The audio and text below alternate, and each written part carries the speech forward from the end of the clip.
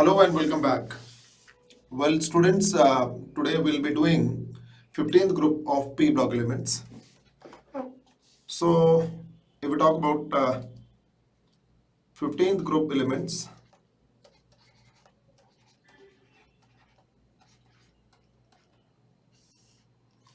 it basically consists of nitrogen, phosphorus, arsenic, antimony, and bismuth.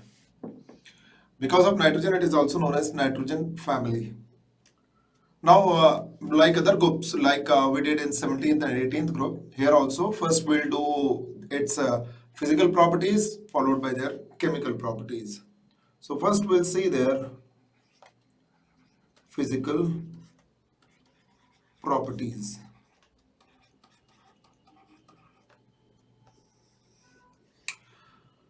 Well, as far their general electronic configuration is concerned, their general electronic configuration is Ns2 and P3, where N stands for their valence shell. For example, for nitrogen, the electronic configuration is 2s2, 2p3. For phosphorus, it is 3s2, 3p3, and likewise. So their general electronic configuration is ns2, np3. Now here you can see that they have got a stable electronic configuration. Their s subshell is full-filled and their p subshell is half-filled. Because of this stable electronic configuration, they have a higher value of ionization energy. So please do remember this, that 15th group elements unexpectedly has got a higher ionization energy. So as far the ionization energy of 15th group elements, that is nitrogen family, is concerned, it is greater than even 16th group, that is oxygen family, and it is greater than 14th group, that is carbon family. We know one thing, that as we move from left to right in a period, the ionization energy increases. So the ionization energy of nitrogen is higher than that of carbon family. That is quite obvious. But here you can see that ionization energy of 15th group elements is still higher than 16th group due to stable electronic configuration. And no doubt, as we move down the group, there is a decrease in ionization energy, but there is an exception also. So here what happens if we talk about their ionization energy, on moving down the group, the ionization energy decreases. So in this case, the ionization energy of nitrogen is more than that of phosphorus. Phosphorus is more than that of arsenic. Arsenic is more than that of antimony, but antimony is lesser than that of bismuth. In case of bismuth, due to poor shielding and screening of increased D and F subshell, the ionization energy is slightly higher than that of antimony. So this is the trend of ionization energy as we move down the group. The other point is, this was general electronic configuration, then ionization energy. Then we'll see their electron gain enthalpy.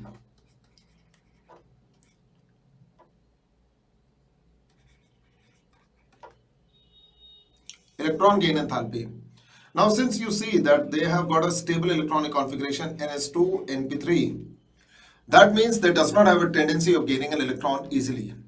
They themselves are quite stable. They does not have a tendency of gaining an electron. If we want to add an electron to them, we have to supply some energy. That's why they have got a positive value of electron gain enthalpy. They have positive value of electron gain enthalpy. It's an endothermic process of adding an electron to them.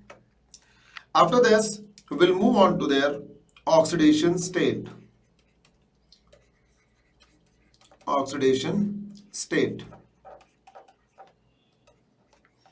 Well, here again, we'll see them one by one. Here I have nitrogen, then phosphorus, then arsenic, and then antimony, then bismuth. See, their general electronic configuration is, they have got 2 electrons in the valence s subshell. They have got 3 unpaired electron in the valence p subshell. And elements other than nitrogen have a vacant d subshell also. So we can say that this is S, this is P, and this is T. Nitrogen does not have a d subshell. Nitrogen, what it can do, it can share these 3 unpaired electrons with a more electronegative element. It can donate these 3 electrons to a more electronegative element. So it can exhibit an oxidation state of +3. But we know that nitrogen is the third most electronegative element of the periodic table. So very prominently, it has a tendency of gaining electrons. How many electrons it will gain? It will gain 3 electrons to complete its octet. That's why nitrogen exhibits a common oxidation state of -3 also.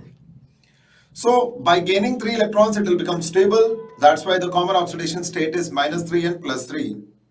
Now in some of its compounds, like if I talk about N2O5, nitrogen has a tendency of donating all its 5 electrons. It will donate these 3 electrons and it will donate this pair of electrons. And that's why nitrogen can exhibit +5 oxidation state also. But you remember one thing, although nitrogen can exhibit an oxidation state of +5, it does not exhibit pentacovalency. It does not have a tendency of forming 5 covalent bond because it does not have a weakened D subshell like phosphorus and rest of the family members. I give you example of phosphorus. Like nitrogen, phosphorus is also highly electronegative. So phosphorus also exhibits an oxidation state of -3. Like nitrogen, phosphorus can also donate its 3 electrons, these 3 electrons, to form 3 bonds. So it exhibits a oxidation state of +3 also. But unlike nitrogen, phosphorus has got a vacant D subshell. So one of the S electron can easily jump to this D subshell. When this electron will jump to this D subshell, you'll get 5 unpaired electrons. These 5 unpaired electrons will take part in chemical bonding. That's why phosphorus exhibits +5 oxidation state. There is a difference between the +5 oxidation state of nitrogen and phosphorus. Phosphorus is exhibiting +5 oxidation state, and along with that it is exhibiting pentacovalency. Nitrogen can exhibit +5 oxidation state, but it does not exhibit pentacovalency because it does not have a vacant D subshell. Here in this case, we can take an example like PCl5. Nitrogen is forming, phosphorus is forming 5 bonds in which it is losing 5 electrons. Likewise, if we move further down the group, since electronegativity decreases, the tendency to show -3 oxidation state also decreases. So arsenic, antimony and bismuth does not commonly exhibit -3 oxidation state.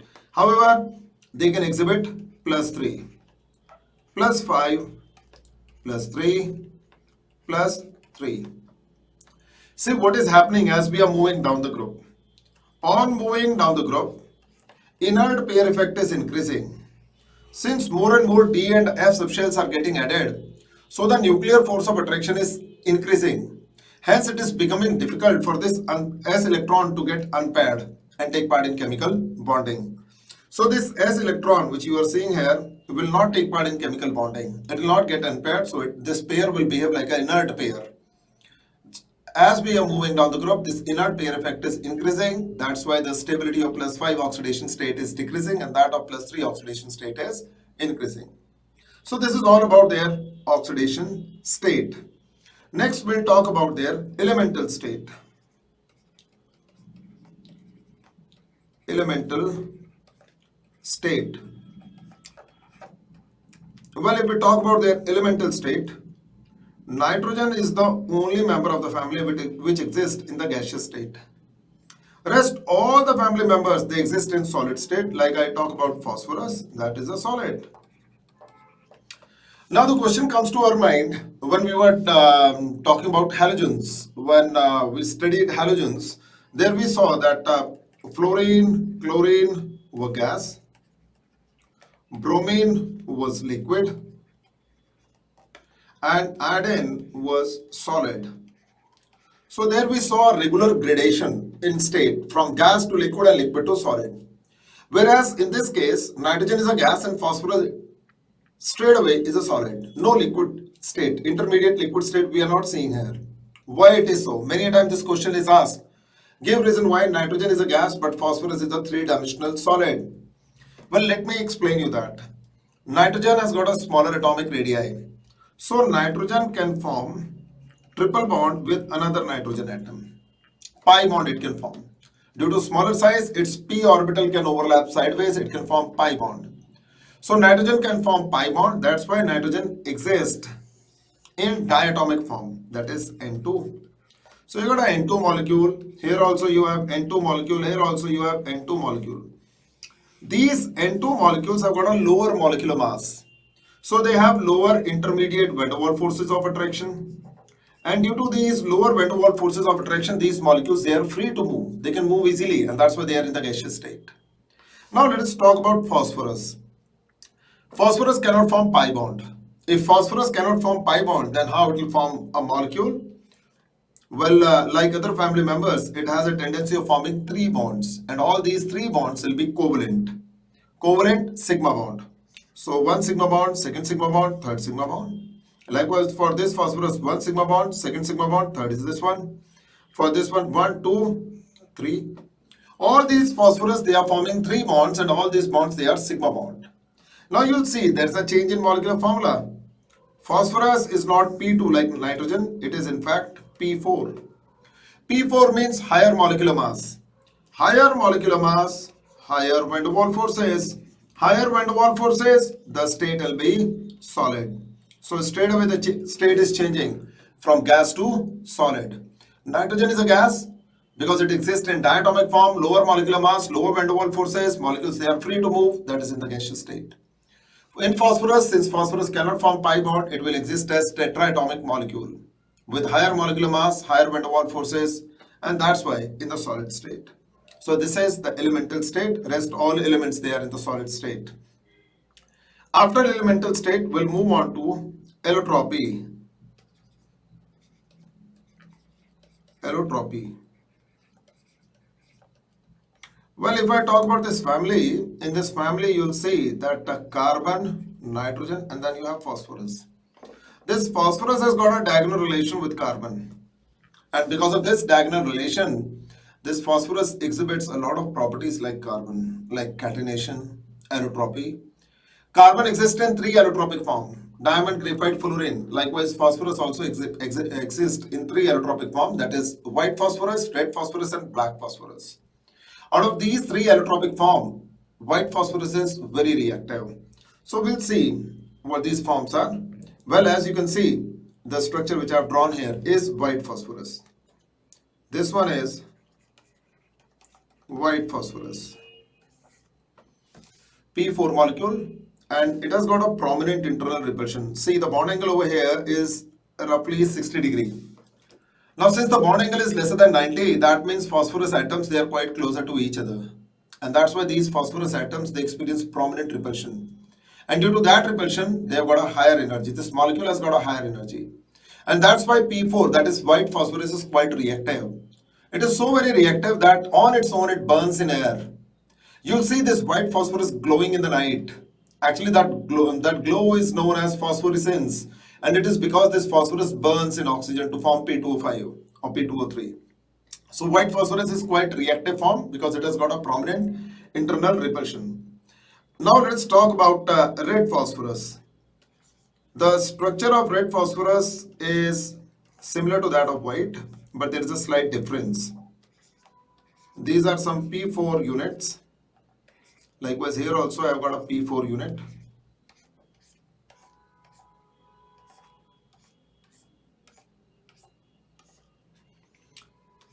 Now here you'll see that one of the bond, this bond, is not there. Now since one of the bond is not there, the repulsion is lesser. When the repulsion is lesser, the stability is higher. That means red phosphorus is quite stable as compared to white phosphorus. And when we talk about black phosphorus, it has got a structure like this.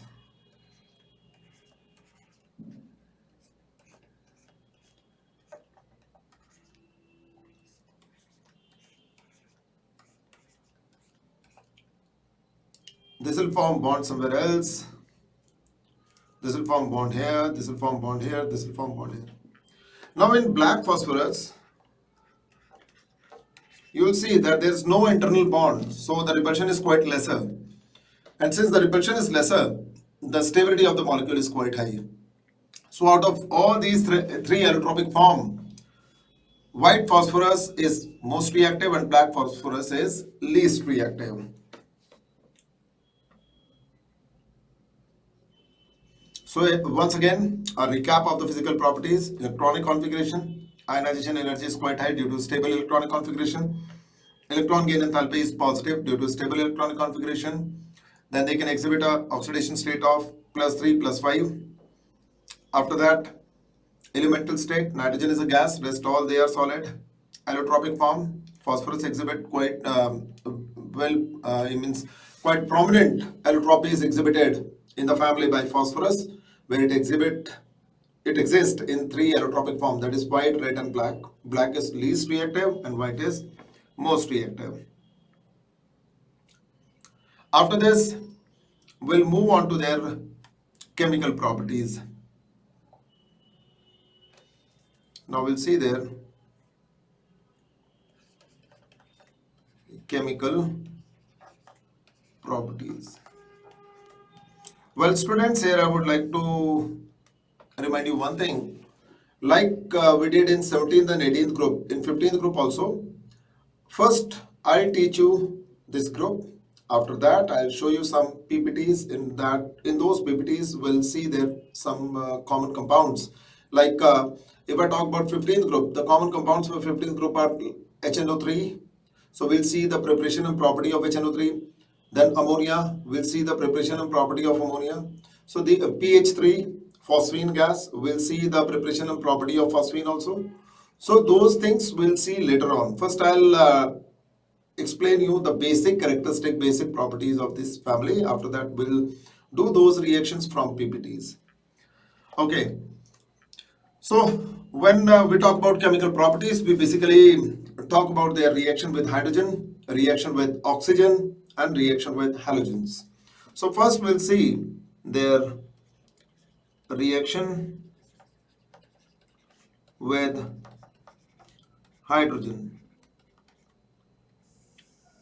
As far 15th group elements are concerned, all 15th group elements, they react with hydrogen to form MH3 type compound. All 15th group elements, they react with hydrogen to form MH3 type compound like NH3. So their basic structure is like M with a lone pair H3. Well, you have already done the structure of NH3 in chemical bonding. Pyramidal structure we say. So here you have got a pyramidal structure. You have pyramidal structure. And here the central atom is sp3 hybridized with a lone pair of electron. So we'll see their properties. Reaction with hydrogen. All 15th group elements, they react with hydrogen to form MH3 type compounds. Now we'll see the property of these compounds. First we'll see their boiling point. Boiling point. Well, I'll draw a graph for that. Now suppose on one axis I've got molar mass, on another one I've got boiling point. When the graph goes like this, here you have NH3, then you have PH3,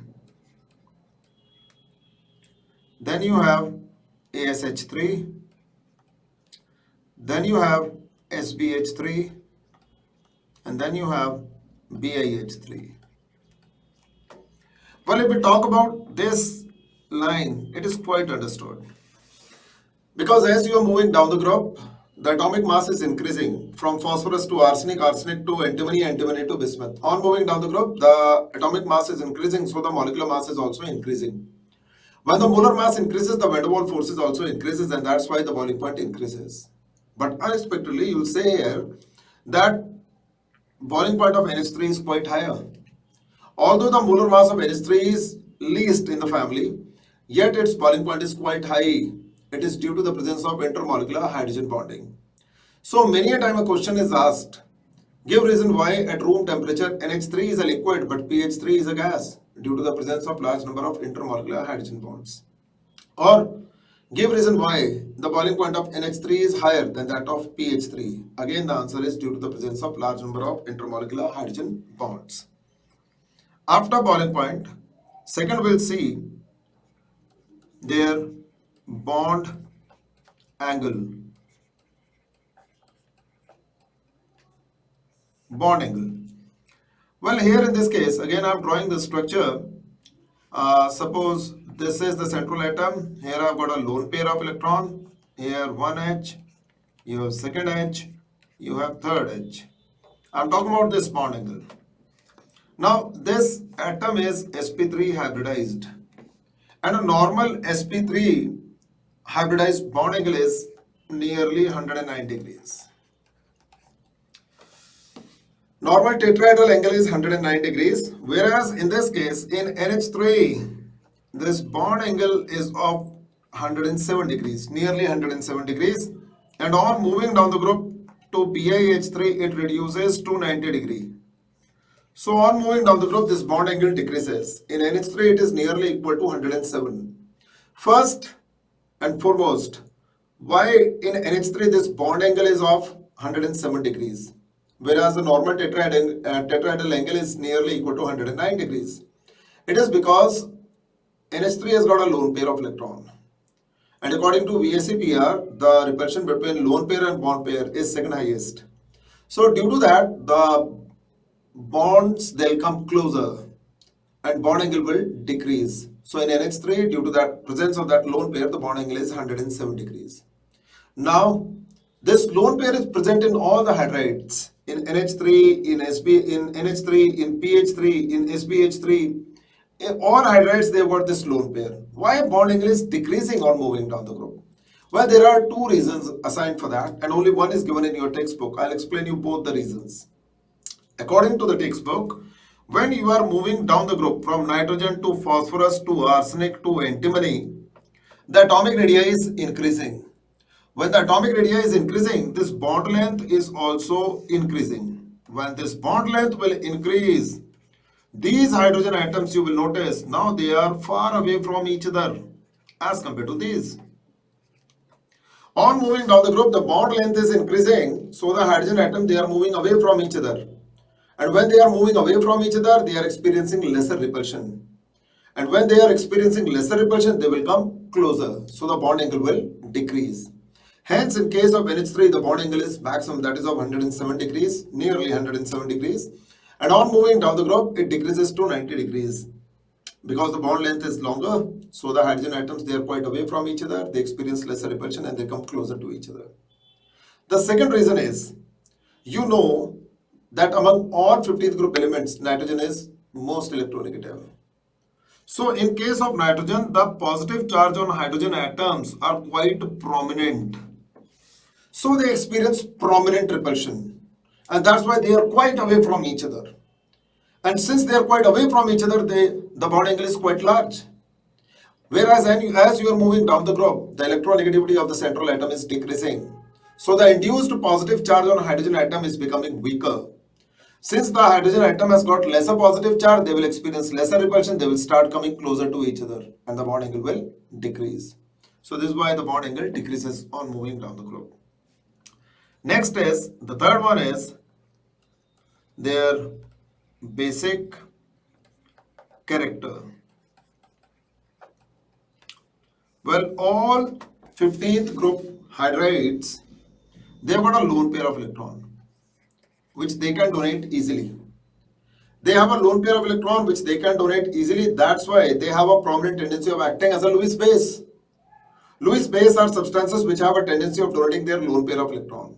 They have got a lone pair of electron which they can donate easily. That's why they are Lewis bases. So all 15th group hydrides, they have a lone pair which they can donate easily. That's why they behave like a Lewis base. Now the question comes to our mind, what happens to the basic character as we move down the group? Well, as you move down the group, this basic character decreases. Now the question comes to our mind, why? Well, if we talk about nitrogen, nitrogen is the most electronegative element of the family. When nitrogen is the most electronegative element of the family, it will attract its own lone pair of electron toward itself. When nitrogen will attract its own lone pair of electron toward itself, the electronic cloud will become denser. This lone pair of electron is quite dense. The negative charge is quite dense. So it becomes easier even for a weak electrophile to attack. An electrophile, you know, itself is positively charged and has a tendency of attacking on the negative charge. Here in this case, the lone pair is quite dense. It is means those electrons, they are in lesser volume. So the negative charge is quite prominent and hence it becomes easier even for a weaker electrophile to attack. Weaker electrophile can attack, it can gain electron. That's why NH3 is quite basic. Now what happens as you move down the group? As we move down the group, the electronegativity of the central atom decreases. So this lone pair of electron gets dispersed. As they will move on to the larger volume, the negative charge will become weaker. So only strong electrophiles can attack. Weaker electrophiles they cannot attack because they got a weaker positive charge, and here you got a weaker negative charge. So it becomes difficult for them to attack. That's why the basic character decreases on moving down the group. So as we move down the group, the lone pair of electron gets dispersed. The negative charge becomes weaker. It becomes difficult for electrophile to attack. That's why the basic character decreases down the group. Fourth, we'll see. Fourth is their thermal stability. Thermal stability means what? Suppose you got 2 moles of MH3, it will dissociate to give you M2 plus 3H2 on heating. That means it will dissociate. Well, here in this case you can see that MH bond is quite smaller in NH3 because nitrogen has got a smaller radii. Since nitrogen is smaller, the NH bond is quite strong. So it becomes difficult to break this bond. That's why NH3 is quite stable. Thermodynamically, it is quite stable. It does not dissociate easily. On the other hand, as you move down the group, the atomic radii increases. So the MH bond length also increases. Since MH bond length increases, the bond strength decreases. It becomes easier to break this bond. So thermal stability decreases down the group.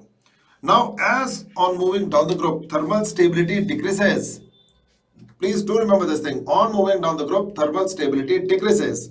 Now, since on moving down the group, thermal stability decreases, that means the reducing character increases. The reducing character will increase because it becomes easier for them to donate hydrogen. So their reducing character will increase. Dear students, one more thing here in this case, I have explained like why the bond angle decreases down the group, why the basic character decreases down the group, why the thermal stability increases down the group. If you are seeing this video, you please note it down, because since this is not a practical class where you're sitting in front of me, had it been like that, I would have asked you to write it down.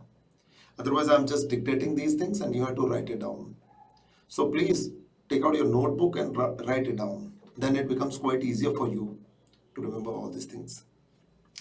After a reaction with hydrogen, we'll move on to the second one, that is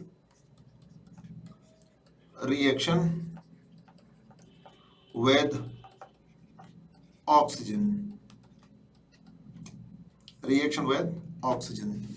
When we talk about reaction with oxygen, we not only talk about their oxides, but we also talk about their oxo acids.